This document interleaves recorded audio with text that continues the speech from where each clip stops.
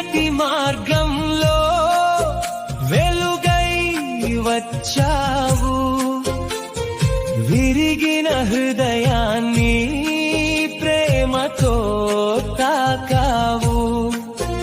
కన్నీటి రాత్రులను ఉదయముగా మార్చావు, నీ దయతో నన్ను కొత్తగా తీర్చావు.